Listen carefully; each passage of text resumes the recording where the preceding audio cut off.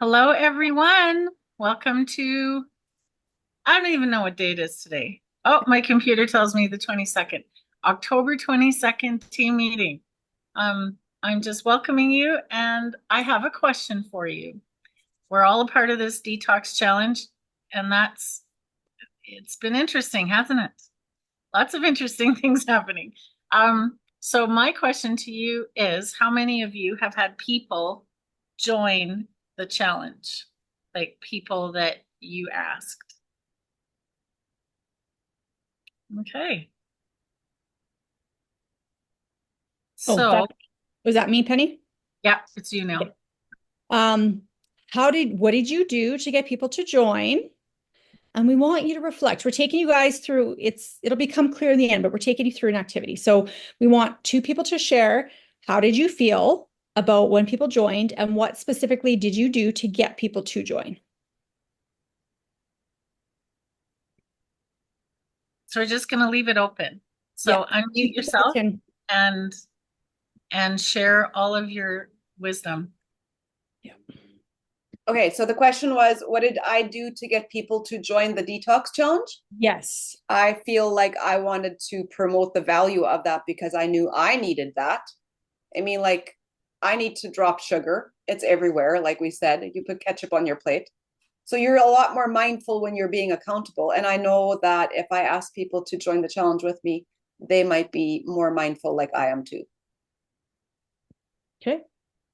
Good, good. Yes. Anybody else?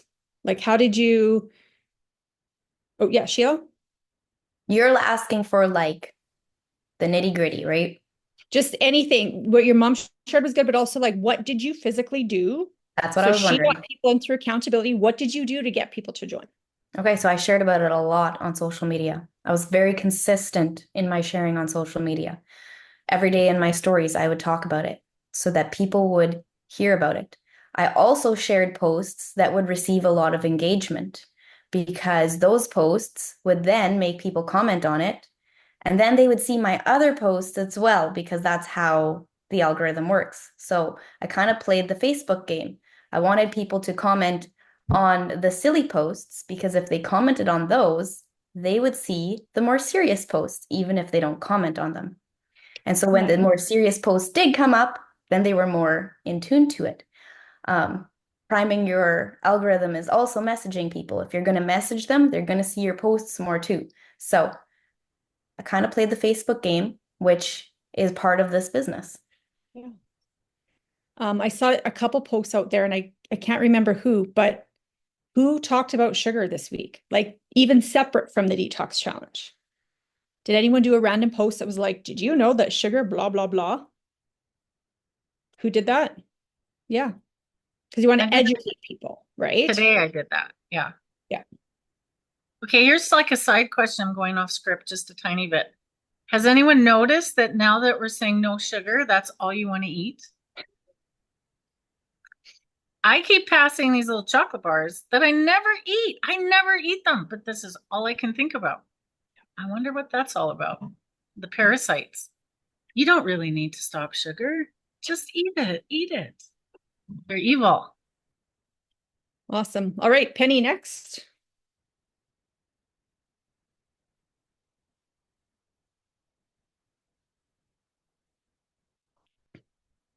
You got Okay. it? So yeah, I Good. got it. I don't have my phone, so I'm like, anyway,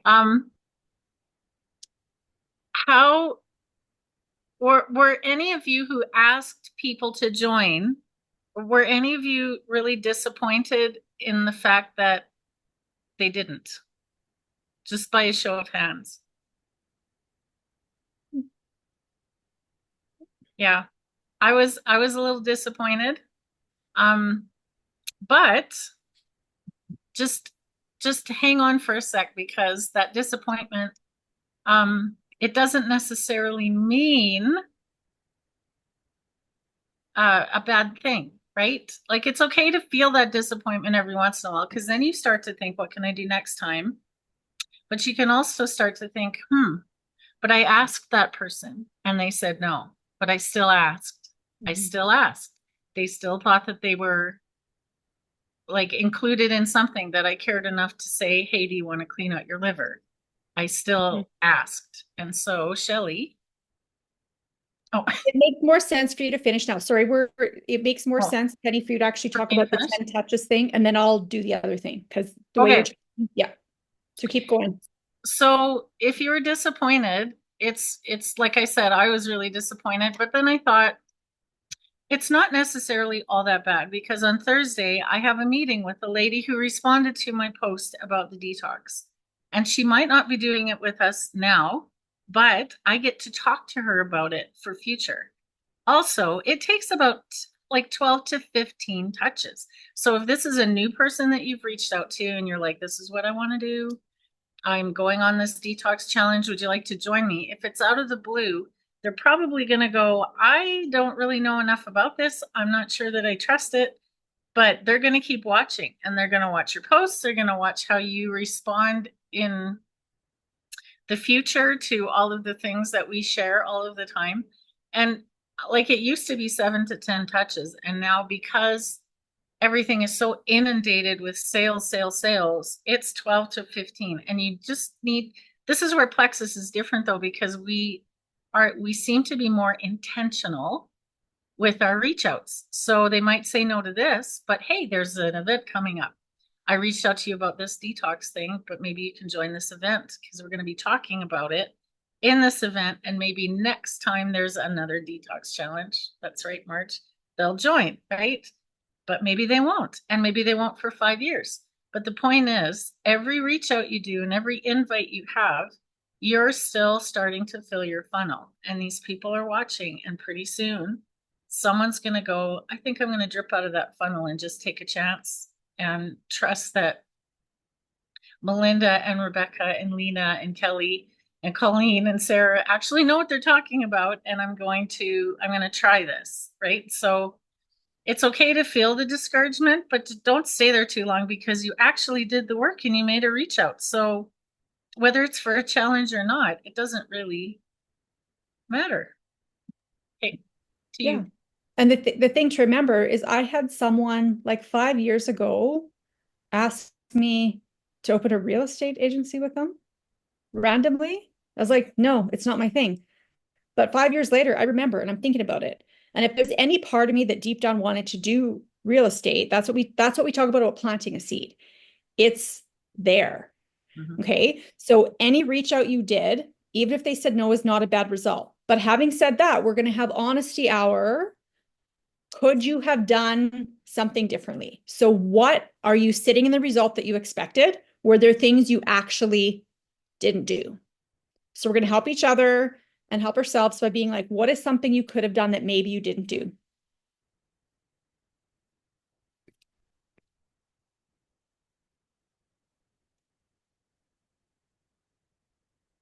Okay, I'll go first. I'll kick the ball off.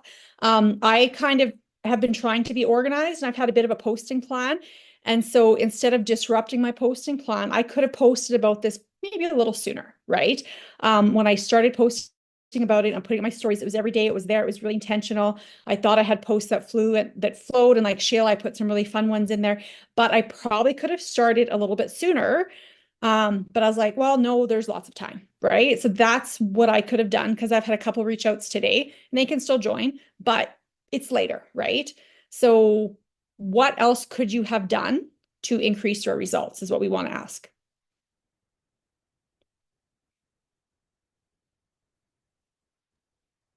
I like what Marge posted here.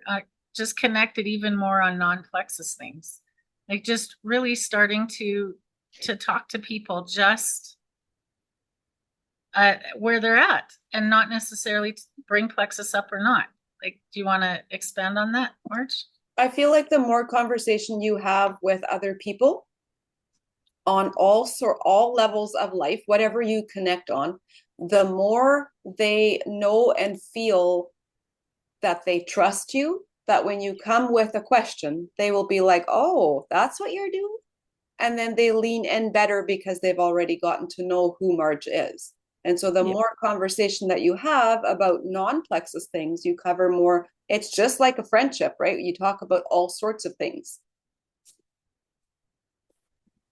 And the reason we ask these is I think we can fall into two ditches. And I'm all about let's take it to the extreme because you'll see where your behavior is and let's land in the middle. And so sometimes we can blame ourselves and be like, oh, it's me, it's me. And sometimes it's not you guys, sometimes it's them. People are not ready. People might want the quick fix, but they might not kind of be ready. But sometimes it's you. And I think we have to own that because it's like, you can be like, I'm doing all the things. Really? Are you doing all the things? Like, are you talking to people every single day about the product and business and making an ask everywhere in your stories or in your post? Like every day somewhere, there should be an ask that you are making to someone. Are you meeting new people every single day? Like, are you actually doing all of those things every day? Because I'm not. I try most of the time to be. And so I think we have to be honest. And when the needle's not moving forward, it's not to condemn yourself or be like, I suck, but it's like, this is a good chance. So there's a lot of people that said they were disappointed no one came to the detox challenge. Okay, well, if you posted about it 3 days before once and didn't reach out to anyone, you got the results that you worked for. And I think we're trying to show that, but we also want to show you the long-term results are going to come. You could have had 10 people sign up for the detox challenge and in 2 months they could all be gone.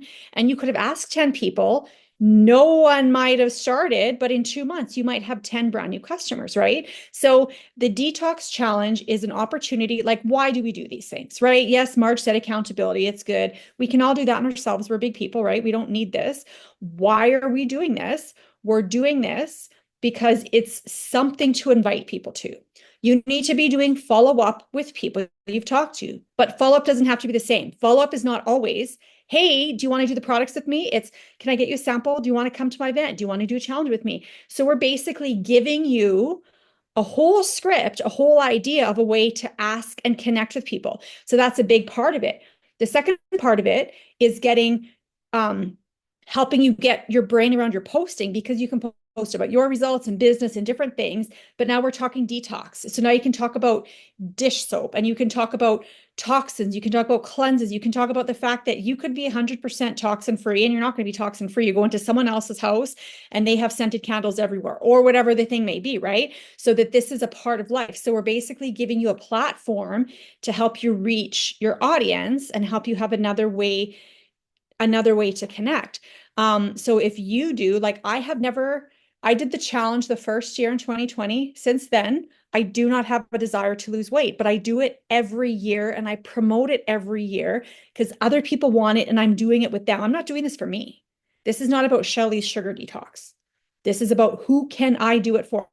And so now that you have your people in this challenge, you guys, you have to do really good customer care.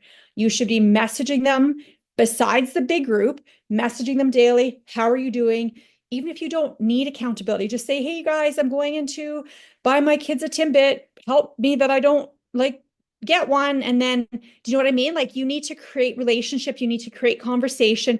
You need to support. You need to teach them what is happening in their body. Ask them if they're having detox, if they're going off sugar and they're new on products. Ask them questions. You can't rely on the challenge. This is your job to give really good customer care and create long-term customers. So we really want to highlight that. Penny, do you want to add anything to that? Yeah, I do. So someone in our world made the comment last week that I think I just talked all of the people who responded to my post out of this challenge. And so I was asking, well, what do you mean by that? And these people were like, well, you know what? I drank too much this summer and I think I need to clean up my liver. And, they're thinking, bottom line was these people were thinking it was a quick fix. And this person's like, well, no, not a quick fix. This is actually something that will support you moving forward and hopefully take away those cravings for all of that alcohol. And it's not the norm. It would just be something that you drink on your anniversary or, if you're just going to go and eat at McDonald's the whole time you're doing this challenge or even afterwards, then maybe you're not quite ready for this. And she was a little discouraged with that. But our point to her was, why would you be discouraged about that? Because this isn't about just getting people in so that you can have more points at the end of the month. You're proving to them that you actually care about where their health is going. And you are creating long-term customers who will eventually join you because they'll say, well, Paige isn't out for Oh, I said who it was. It was Paige. I'm sorry, Paige. Paige isn't out for a quick sale. She's actually caring, right? She cares about you and she wants you to actually do what you need to do to feel better. And so in that way, I think building trust, yes, building trust is a really good thing. And so don't like the discouragement. Yeah, it kind of feels discouraging when people don't actually come on board, but you don't want just a quick sale either, because then you won't have a long-term customer. They'll just come in and say this doesn't work. But if you prove to them that you're trustworthy, then you will have that person that you actually really want to help and change their path. So that's what And I it's the wanted. same reason why we've been doing those Thursday night events, right? Um, none of us here need to have a Thursday night messenger event where we learn information. All of that stuff is in boards, it's in your back office. It's an opportunity for you to learn alongside someone and say, oh my gosh, I've been doing Plexus 2 years or 4 years. And my friend Paige did this messenger. She did it last week. And I just said to someone, I've never actually seen that testimony. That actually really relates to you. Have you seen that? You're doing it with them. You're taking your customers along a journey. One other thing I want to quickly say about this whole posting for the challenge and what you're doing with the challenge, and then we're going to shift gears a little bit. No one wants to buy a liver detox product from you. Nobody wants to buy that. Maybe 1 in a billion people. Nobody wants to buy vitamins from you. Nobody wants to buy this from you. What they want to buy from you is the feeling better. How will you feel and what will that give you? People want to be a better mom. They want to lose the weight because they want to feel confident. They don't even really deep down want to lose the weight. It's the confidence they want. It's the skin. It's the eating without feeling like they're blowing up. So when you're posting, and I'm not trying to be judgmental or critical, I've had a giant posting journey, but I scroll through posts during challenges like this and see what things are going. And people are like, buy this product. It has this and this and this. And there's a time for that. And you want to give some information, but you want to help people. You want to bring people on a journey. A lot of people don't actually think they have a problem. Like they don't think they have a problem. A lot of people are like, well, I have no energy because I'm old and I can't move my body because it rained, but I'm actually okay with that. And you have to help them see this is a problem and you don't have to live with it. And then you have to help paint the picture. So a smaller detox challenge like this, whether they're already a customer or a new customer, you can help them by painting the vision of what does a really good day look like for you? What are the things you struggle with? Can you imagine feeling like this? And that's where I'm going to get you. I'm going to get you to the point. I'm confident with these products and with challenges like this, I'm going to get you there. And so just be really aware of that we can get really stressed out and be like, buy Restore, it's the best. No one cares about Restore being the best. They care about feeling better and they care about having the energy so they can play with their kids and have their chickens and do all the things. That's what they want. They want something in life. So it's your job to ask them questions and talk to them. So these challenges are just a really good opportunity for rapport and relationship and talking, asking a lot of questions and doing that. So we just wanted to throw that out there as a little bit of a reflection because there's always different challenges. Probably there's going to be another one in January. There usually is. There's different things. And so start thinking now, get really honest with yourself and be like, what did I do? What didn't I do? And if you didn't talk to people, own it, write it down, and right beside it, I only posted about it once on TikTok where I have 2 followers, and I didn't put it anywhere on my Facebook page because I was afraid. Write that down. Like, write that down. I saw some really good posts about sugar, but then at the end, there was no call to action. You didn't say, do you want to detox with me? People are like, yeah, sugar's a problem. Who agrees? Okay, that's great. But it has to be another post to follow up with that to say, do you want to do this with me? So get really honest about your behavior and look at what could you do? What did you do well? What can you do differently? Like I said, me and Penny only wanted to talk about this because we've heard rumblings and we've been talking to each other and some of us have been a bit whiny and poor me, this happened. And so we thought, let's just talk about it and see how we can do better together. So now, Penny, we're going to shift gears. Where do you want to be February 25th to February 28th? I want to be on a cruise. How are you Anyone going to get else going to be on that cruise? I want to be so, yeah, some people have, Not everyone has their hand up. Those who have already earned it. Good job. Those of us who are working at it, don't be discouraged. You have no idea how fast you can earn that cruise. Like, it's small story. I watched Brittany Howard's Diamond team chat thing that she posted on YouTube right after she hit Diamond. And she inspired me so much. I ranked up to senior gold in that month. I got 6 people within a few days. That's all it takes. Like, staying, and I say this a lot, and I'm preaching to the choir. I'm just going to be very honest. But if you stay close to the fire and you stay close to the training and you continue to build your belief, because you have to build it. It's like everything in your life. If you want a good marriage, you got to make the sacrifice to make it happen. And if you want a good friendship, like one that's going to last the test of time, you've got to put the effort in. If you want a great relationship with the Lord, you've got to spend time with him. Like, it just doesn't happen. If you want a good business and a strong business, you got to do it. You've got to spend time making it happen. So, who, just with a show of hands, who's feeling encouraged? Um, maybe I just, yeah, we're going to start with the positive first. Who's feeling encouraged about possibly earning this trip? Okay, I'm going to tell you, I should not be feeling encouraged about it, but I'm choosing to because I'm just choosing it. I'm believing that what I'm doing behind the scenes is going to work. Things are going to happen. You know, I have a few things set up for the end of the month, and I'm excited about where it's going. I'm going for the cruise. If the cruise happens or not, it doesn't matter. I'm going that direction. And oh, boy, my hand got really big. We're going in the direction of the cruise. This is the cruise ship. We're all going to be on it. I just believe it. So, who is feeling discouraged? Just be honest. We're all a family. Love it. Yeah. That's totally normal. I want to walk you through what's happening in what could be happening. There could be other things. And then we're going to talk about a little concept that might help you. So let's say you're feeling excited, you got points. You're like, oh my gosh, I have 250 points. That's really good.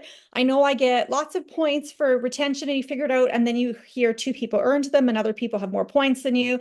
And then you realize this person quit and you start to feel a bit discouraged. You're like, that's okay. October, the new month. So October, you set your goal, 3 joins, helping 2 people go silver. And you're like, I'm going to do this. And now it's October 22nd.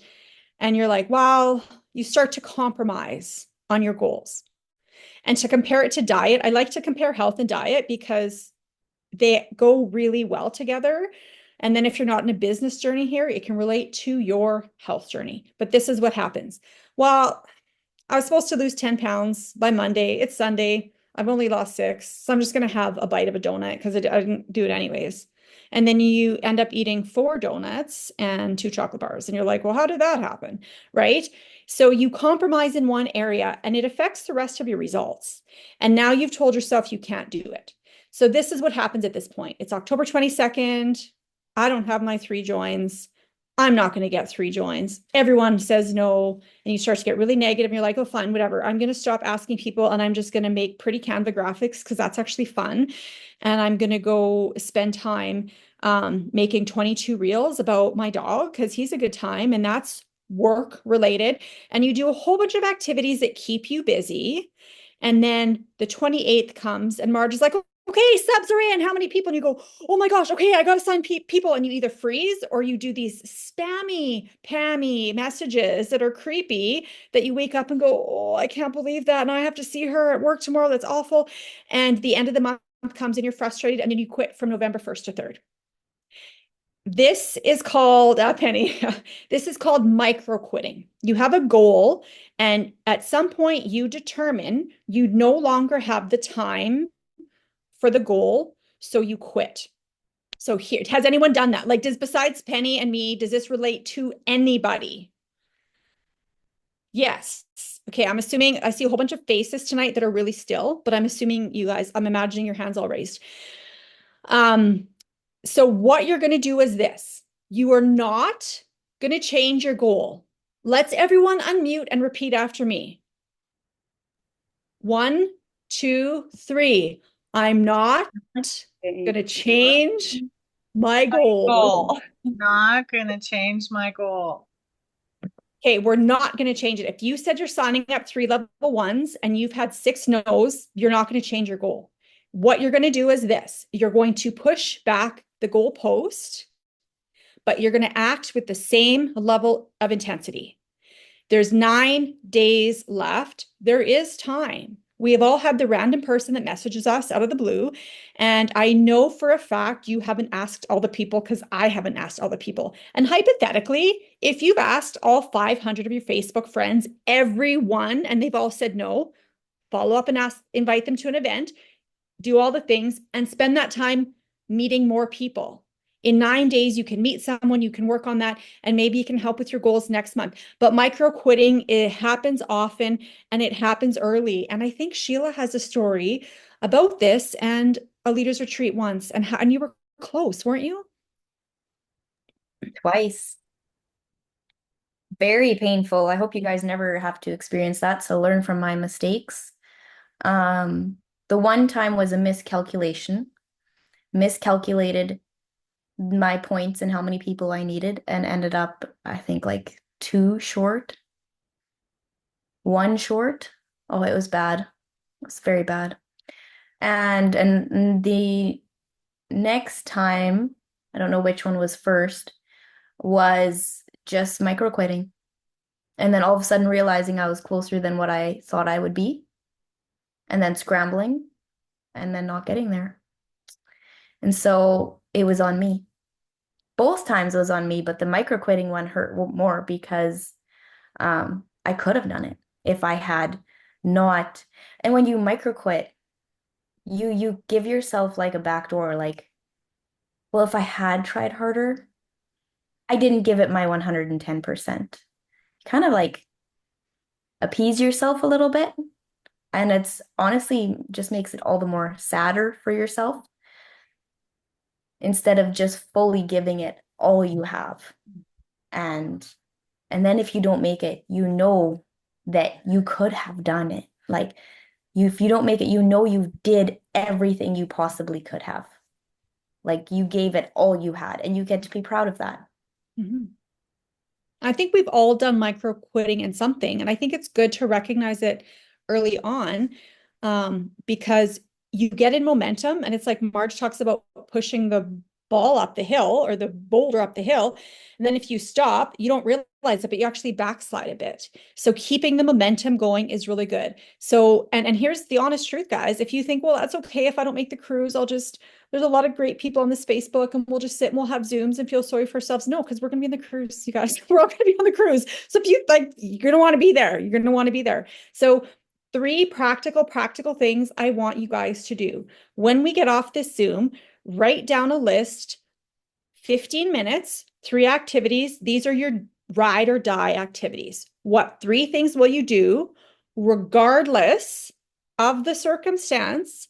If you're like, I'm exhausted, I had company, it didn't work out, and 3 things to just keep you in business. Things like posting should probably be one of them, stories or Facebook, one or both. If you have customers, checking in with your customers and with your team and having some level of interaction. You guys, it takes 1 minute to message someone. 1 minute. It takes 4 hours to stress about it and create drama about it, but it takes 1 minute. So whatever your activities are, the place I am the weakest in is the direct asks. So I am making myself every night before I go to bed, if I haven't done it, if the day goes sideways before I go to bed, I'm doing at least 1 business ask every day. Is it hard? Yeah. Is it stretching me? A little bit. But all of the tasks I have to do, you guys, I could end up in a whirlwind and I have 15 minutes, my 3 ride or die. I'm doing this regardless. This is your business. If you're choosing it to be a business, this is your business, treat it as such. If it's a hobby, that's a different conversation. But to get on this cruise, you need to pick your activities. And if you pick those activities, that will keep you going. And if you start those early in the day, once you get going, you're not going to want to quit. You're just going to keep going and going and going. So don't leave it to the end of the day. Don't hear me say that. I'm just saying something comes, you have to race and get someone at the airport, your day goes sideways. There should be no excuse. You have 15 minutes. You do. We all have 15 minutes, right? So those are your 3 activities. Or pick your own 3, whatever you need to do. But pick a couple activities, 15 minutes, that when things go sideways, you can still get it done so we can all be on the cruise. Penny, is there anything else? Marge, I think that was our kind of a shebang. So if Marge had anything else, and then we just wanted to open it up again to questions and like, how are you feeling? Did we touch on anything? What are you going to do differently after tonight's meeting to get your bottom on the cruise? So Marge, was there anything? Yeah, I think me and Sheila are going to cover a couple of things that we just brainstormed on a little bit because it was just good timing. But I'm going to add a little bit to that cruise conversation because it was really good, Shelley. When we self-discipline ourselves, you will learn very fast how much you bargain with yourself. We are the best barterers over ourselves that can ever happen. Well, look, someone just walked in the door. See, I can't do it now. I'm going to do my 3 activities right after they leave. They leave at 10:30 and oh my goodness, a toilet overflows. I'll clean this up. I can't do my IPA today. We talk to ourselves all day long.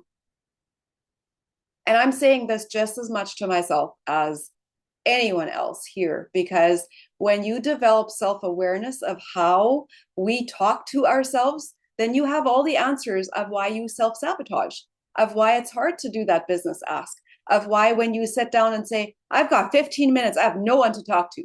Yes, you do. There's a whole world full of billions of people on Facebook. You can talk to all of them, right? And so we, with our verbiage, are the worst to ourselves. The more you recognize that, the easier it'll become to stir up conversations and keep conversations going. 8 billion people on the planet. There's a lot of people in North America for us to talk to about plexus, right? And so today we talked a little bit, well, I've been sharing the last 90 days post. We did this challenge back in 2020. And I really worked through that challenge back in 2020. It was a very, very good challenge. It was the year that we had gone Sapphire. The content, guys, is content that you would pay big dollars for a coach to tell you what to do. That's what that content is. But it's free to you. And so do you scroll by and say, oh, I'll watch that later. I'm going to do that activity later because right now I don't have time. I'm working on something else, right? Or do we sit down and make it a priority and say, right now I'm going to sit down, but I'm tired. Yes. See, we all know our own favorite flavors of excuses. I have mine too. Don't get yourself. But here's the thing that I've really been recognizing again, even in myself. Life is going to life all the time. We say that. But the more I question who I am, the more I am going to be silent to other people. Okay, so let's dive into a little bit of what the topic was yesterday and today. It was know who you are. And then we talked a little bit about the Enneagram. Well, it was like Sheila said today, back when we were under the training of Kristen and Eva and a lot of the diamonds that were really bringing in personal development. And they told us, okay, so if you want to grow a large organization of people, you first have to know who you are, what your strengths are, and work from that in confidence in order for people to buy you. If you're showing up like a little mouse and you're like, okay, I'm just going to post a picture of the pink drink and it says that it's going to balance blood sugar and then I'm going to get customers. It doesn't work that way. Society is way too mean for that to work. We would like it to work that way, but it doesn't, right? And so when Shelley talked about like posting product and not touching upon what touches the people's hearts, it's a wall that we can hide behind because we're not confident in who we are. And the reason I'm so passionate about this is because when I started Plexus, I had walls, they were concrete built around me and very nice and self-protected. And I stayed nicely in those little walls. And I don't know how many of you knew me before Plexus, but being vulnerable was extremely hard for me. Because what if people knew that about me? You know? And what if I would like mess up and then I wasn't who I'd said I was? What if I had a little bit of success and then I would fail? Like, look, that would make me look like an imposter. I would lie. No, that's called growth. That's called being honest with yourself and growing yourself, right? And so we talk a lot about personal development. Why? I asked that question back then. I was like, why do I have to read that John Maxwell book? Like, I can just reach out to more people. But can you? But are you? Are you able to help more people? And so when I was taught about the more that we know who we are, the more confident we become in our own strengths, the less we should ourselves, the less we have drama in our head about, oh crap, I did that wrong. If only I could talk as good as what she can. If only I could like talk as nice and smooth as what Shelly can. I can't. That's just not me. So I'm just not going to do it. We have these conversations all the time, right? All the time. And just be honest with yourself. It's okay. Let's not have drama about that yet too, because there's enough drama going on already in our heads as it is, right? And so when you learn, and the Enneagram is only one way, don't take this to be the one and only, but when you learn who you are, this is how you were created with this personality, and God saw that perfect. He gave you everything he thought that you needed. Okay. So here's the deal. He already says that you have what it takes to go build that diamond team. If you believe that or not, he says that about you. Okay. So let's just believe that. And then when you know who you are and you accept that and you stop blaming, shaming, shoulding, and coulding, you actually show up with confidence. And you actually show up with joy in order, or because you want to help other people, because it's not about you anymore. It becomes more, that girl really, really would do amazing with me at this Plexus business. I have to start building a friendship with her, and I have to see if this can go somewhere.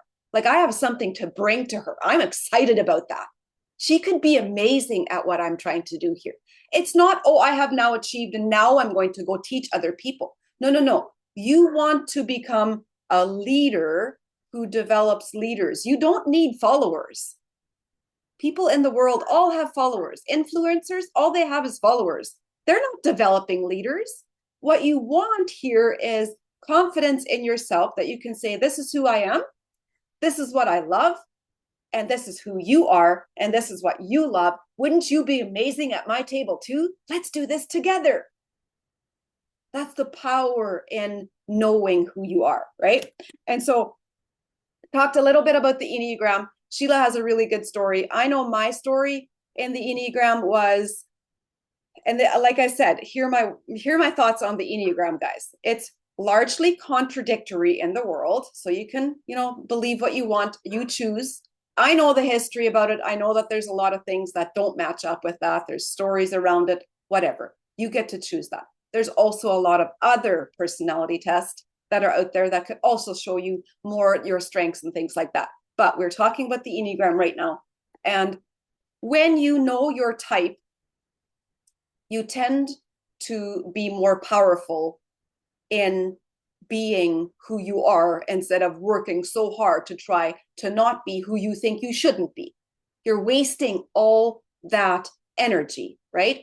And so a very common thing is to mistype ourselves, because let's face it, we're all adults. We've all had someone speak negatively over ourselves. We've probably had some childhood trauma. Something happened where, you were told that you shouldn't be this much and you shouldn't be that, or you should be this.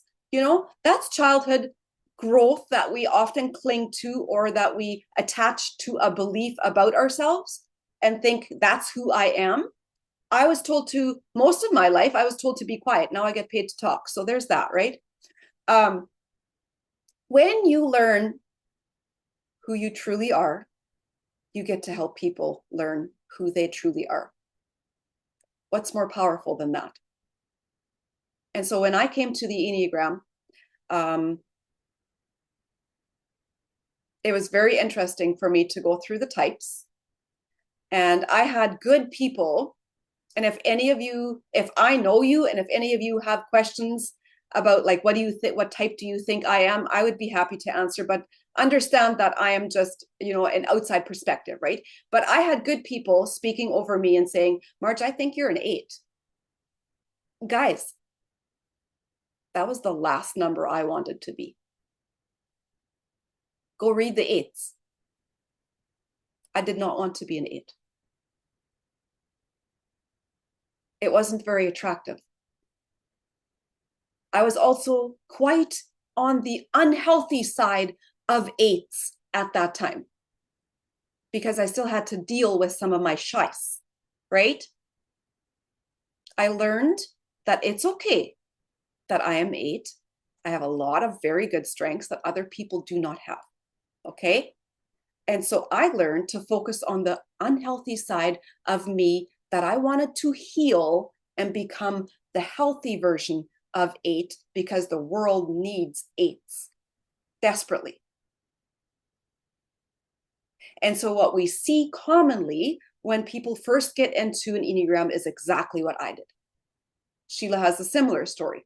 Through different book studies, and like I said before, if you're not in the chat, I went and followed certain accounts on Instagram and I read through different examples.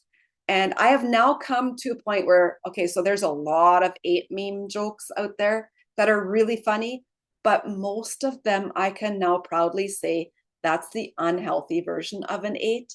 I have graduated over to this side. Those things no longer bother me. I now work from the strengths of knowing who I am. And that's why when someone chooses to really reject you, when someone chooses to really, fight against network marketing or come up against you or say something publicly against you, or family goes at you, you learn to understand that's just who they think I am. That's their perception. They will never again determine who you are, because now you actually embraced your strengths, of your characteristics, of who you can be on the healthy side of that number, right? And so that was kind of a little bit my spiel. I would love Sheila to expand a little bit on what we did working through this. There's a book there. There's several books there that if you are interested, really good place to start. The only reason I focus on this personal development is because I believe it's one of the biggest things that holds people back from bringing in very strong leaders. We will always bring in people that are below our influence level. And if we don't think a whole lot about ourselves and we don't have good personal belief about ourselves, we're going to bring in really low people that you're really going to struggle to keep. You're really going to struggle to actually develop, and they're probably not going to help you build your business. So when we lift our lid and we grow, we bring in stronger, better people that are going to run with us. That's ultimately the goal, right? Okay, Sheila, I'm going to stop talking. I love this topic, if you can't tell. Oh, I'm obsessed with this topic because it's changed my life. Mhm. It has changed my marriage. It has changed how I parent my children. It has changed everything. It has changed our relationship, me and my mother. It has changed literally everything in my life for the better. And so I kid you not, this is something, investing in yourself is something you want to take the time for. When people talk about investing in a business, you can invest monetarily, you can put money into things, but this is where you're going to get the most money back, is investing in yourself, in growing yourself, becoming the person that you know God has designed you to be. And so for me, I am a type 1 on the Enneagram scale. I did not want to be a type 1. I have never wanted to be a type 1. If you don't know, a type 1 is a perfectionist. And I am a very strong perfectionist. I'm very good at it. I'm very good at it. But to go backwards a little bit, our personalities, me and mom, very much butt heads if we are both in an unhealthy version. Very much. They're pretty I much used opposite. literally opposite. She is going fast. She moves like this. I am like flipping molasses in January, perfecting every freaking detail. We are very different. But if we are both in healthy modes and I can look at her and be like, I see your strengths, and she looks at me and she can see my strengths, we can work together really well, really well. So way back, as a kid, even then I was a perfectionist. Like way back, my socks had to be perfect in my boots, otherwise I'd lose my marbles. My hair had to be perfect, not static, True otherwise story. I'd lose my marbles. Literally putting out all my shameful things out there. But I had a lot of shame around not being able to perfect things because I thought that my value came out of how I perform. I believed that if I performed perfectly and I showed up perfectly, I would be exempt from shame. That is the lie that I told myself. And so as I got older and I became a parent and life kind of hits you, life's you, it just got worse. And at the same time, yes, the lies Satan tells us, he wants to keep us in bondage, guys. He wants to keep us there because honestly, there we are not worth a whole lot there. The impact that we have there is very self-focused. It's not outward focused. We can't do a whole lot when we're stuck in that spot. Um, as I got older and as things progressed, I spiraled even further down into that shame cycle. It was impacting all my relationships. I was a very angry person. I really struggled. And especially in my parenting because I could not perfect things. Couldn't perfect it. And yet at the same time, I looked at personal growth and people who read those books and thought, what the turkey? They obviously don't have their lives together. Ah, ding, ding, ding, ding. Who didn't? Me. This person. I didn't have anything together. Nothing. I knew nothing. And I did some books. I did some more business focused books like Eric Worre's book. I did those as I started growing my business, but it wasn't until January 2019 when I picked up Brene Brown's Daring Greatly that everything changed. It was the first book that I read that was focused on the inside, on becoming aware of what I thought about myself and that I actually would look on the inside. I would always just mask this and I pretended to be like mom for such a long time because I saw that she was so successful. So in order for me to be successful, I simply needed to do what she did, right? Lies. The world didn't need another Marge Martins. The world needed me, and I was running away from who I actually was. I didn't want to be me. I wanted nothing to do with me. Everything I touched felt like it was falling apart. Why would I want to be me? So I read this book and I cried almost the whole way through it. Brene Brown takes you through what shame is, how we blame ourselves, the spiral that we go through, how to truly come to a place where you're okay with who you are, where you see who you are. Daring Greatly by Brene Brown. It is a very good book. I recommend it for everybody. I do not stand with everything Brene Brown says, but like anything else in the world, take it with a grain of salt. There is a lot of good stuff in that book. It is one of her older books, and so I really like that book. And I was like, okay, that was the start of my journey for me. That was the start of actually seeing that maybe I have some value to give. Maybe who I am is good enough.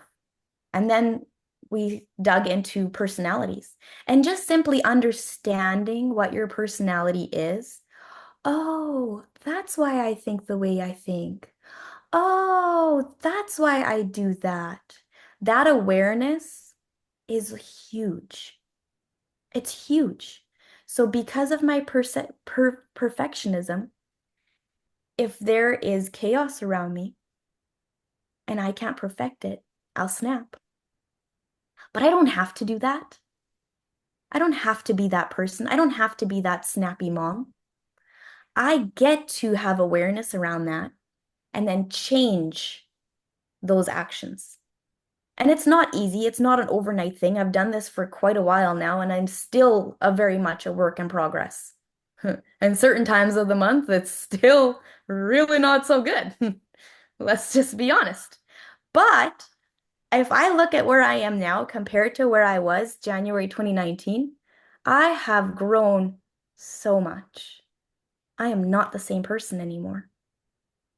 I dug into the Enneagram. I dug into Myers-Briggs. That's another personality test. I dug into all the things. I read all the books about personal growth.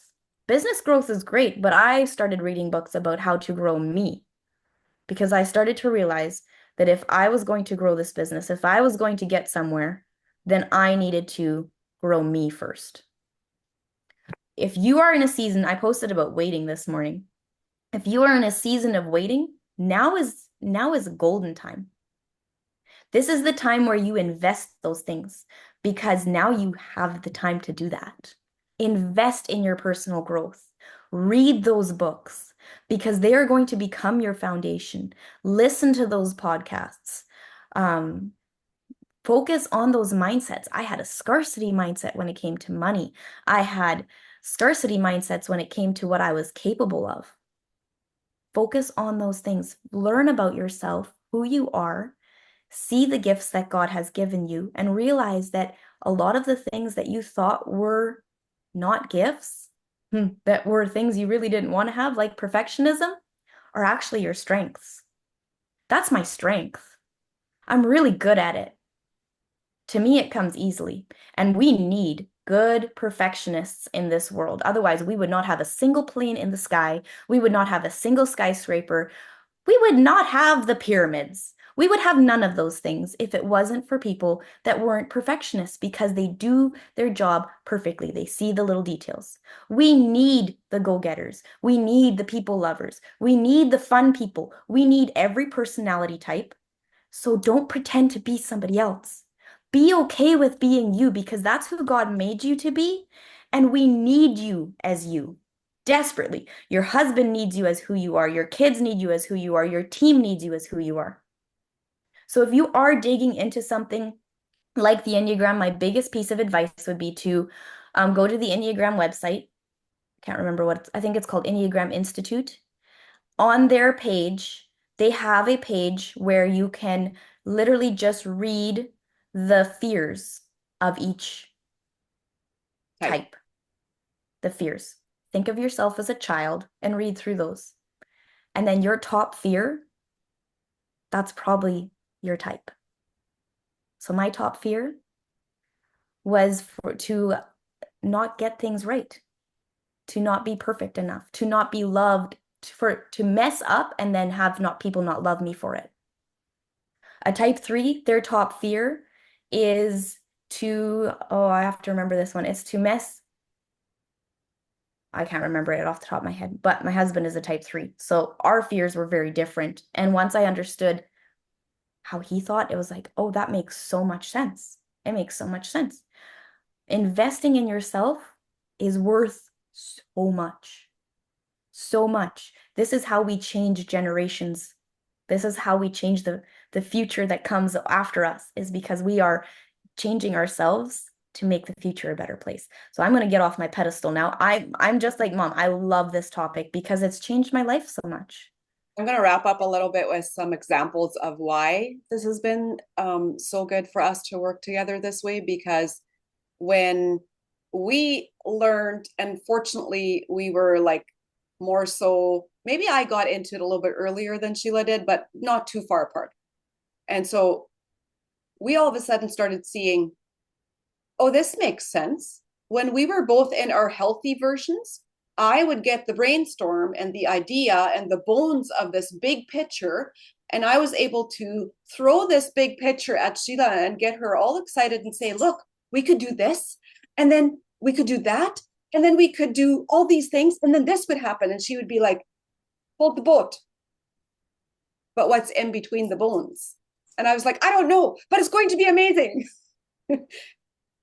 She helps fill up the meat pieces and puts in the content, works with me on the content. We can go back and forth in our strengths. You can do so much more together with other people's strengths. Mm-hmm. So Eva is a 7. Me and Eva have worked together a lot. She's a 7. She's the fun person. She can bring the fun and the community together, right? I'm the 8, where I'm like, let's do this. This is a challenge. Nothing is too big, right? My top fear, I lived almost all my life, which is really weird, but I don't like being controlled by other people. Other people are not supposed to tell me where I'm supposed to be when and for how long. And that's why I so desperately worked to have my own time freedom, because for once I could work from my strength, right? And so when you see people in your downline, and you're going to learn these different types, and you see how this is going to work with you developing your strengths, and then you're going to see Shelly coming in, you're going to see Melinda coming in, you're going to see Colleen and Barb, and you're going, oh, she's a type 3. Let's go.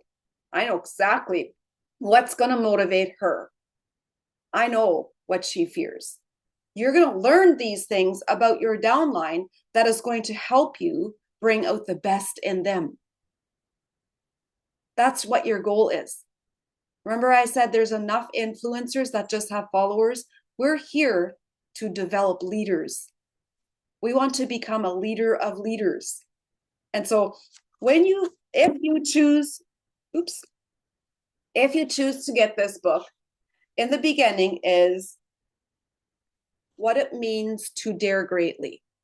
And Brené Brown has kind of written this book on the speech that Teddy Roosevelt did, the citizen in a republic. This speech, sometimes referred to as the man in the arena, was delivered at the Sorbonne in Paris, France on April 23rd in 1910. This is the passage that made the speech famous. I'm just quickly going to read it because it's going to sit in your heart. This speech is almost like a healing balm for network marketers, because it's things that we know that we have to grow in and that we have to grow through. It is not the critic who counts, not the man who points out how the strong man stumbles or where the doer of deeds could have done them better. The credit belongs to the man who is actually in the arena, whose face is marred by dust and sweat and blood, who strives valiantly, who errs, who comes up short again and again. Because there is no effort without error and shortcoming, but who does actually strive to do the deeds, who knows great enthusiasms, the great devotions, who spends himself in a worthy cause, who at the best knows in the end the triumph of high achievement, and who at the worst, if he fails, at least he fails daring greatly. How much better would we not feel about ourselves if we knew that we had tried everything to achieve that cruise, and you did whatever it took for you to get there? If you would then not quite make it, you would feel so much better about yourself than if you had to deal with the guilt and shame and blame that I really didn't do what I needed to do, right? You know, one is going to make you feel better than the other, especially long term, and that's going to feed and fuel your business, and especially in the conversations that you bring into your people. I hope that encourages you guys. I know that this is a very, very brief overview of personality types and stuff. There's a good one coming tomorrow. Stay tuned for that. And Shelly, repeat the homework, because that would be very effective. I think it would be very helpful. Just to write down what you did well to prepare people for the challenge and what you didn't do well and what you could do differently based on some of the stuff you've heard, so that next time we do this, you can kick it up a notch. Perfect. And Penny, did you want to?